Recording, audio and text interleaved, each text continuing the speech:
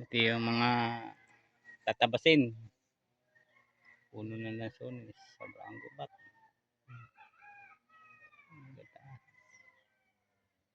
Ayan, gubat.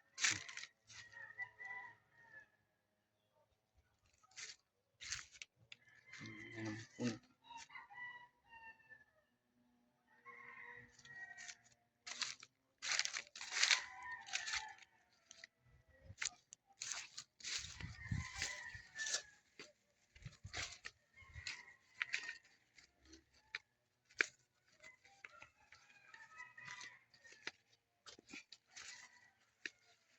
Hmm.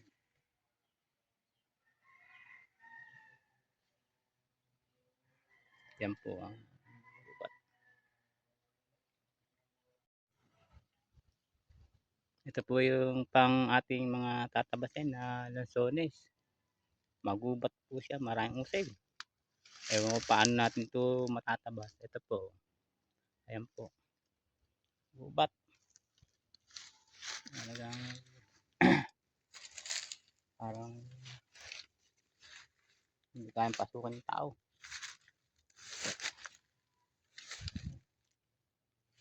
Gubat kasi. Nakakatakot.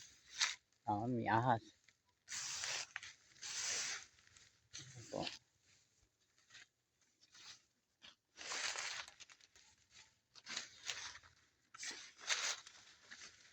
Ayan.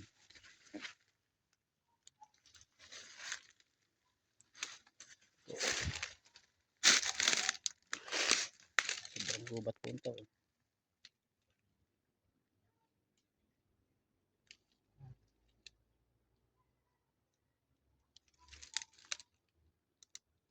Talagang pag hindi po ito tatabasin palago ng palago ay mamamatay na po ang lason.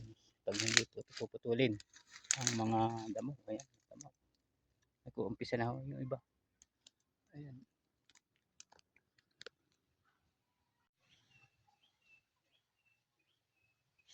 Ito po ang palatandaan ng na hindi napapasok ko ng tao dahil niyog. Ayan po. Kalat po ang niyog. Kaya pong magubat, talagang hindi ho napapasok ang tao. Marami po kasing makukuha niyog dito ay hindi ko kaya pa. Sa kapal naman ho talaga ng ito puno ng lanson. Ito po. Yung isa, nagawa na natin ng paraan. Medyo umawan. Ating pinutan muna po yung mga nakagapang. Ito pa ho yung isa. Grabe ho yung isa. Ayan po. Ayan. Ayan po yung mga puno. Sayang kasi yun. Ang laki puno. Ay may mga bunga ho ilan. Kaya hindi ho sila makabunga dahil sobrang kapal po ng damo. Kawayan. Yung usi, kung tawag namin dito. Yung kawayan-kawayanan. Kaya tingnan po natin kung ano yung magagawa nating matanggal ito. Sana kayanin.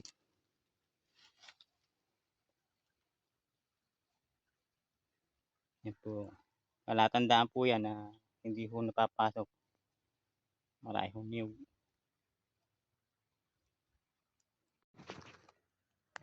Ayan po. Medyo nakahinga-hinga na po yung mga puno. Ayan po. Ayan. Yan, puputol muna ho natin yan. Pagdating uli na tuyo na, saka babalikan. Marami siguradong wala na ho nagatan. Ito, medyo mahirap ito. Mula puno, ang kapal.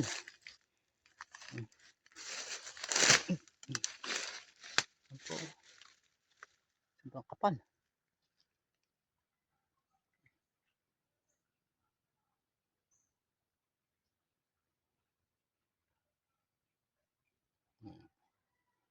Hirap po talaga.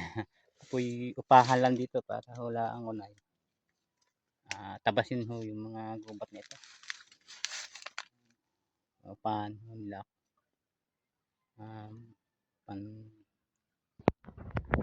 sa wala pong ginagawa, di tiyatiyagain. Pag sabi nga kaya pa naman.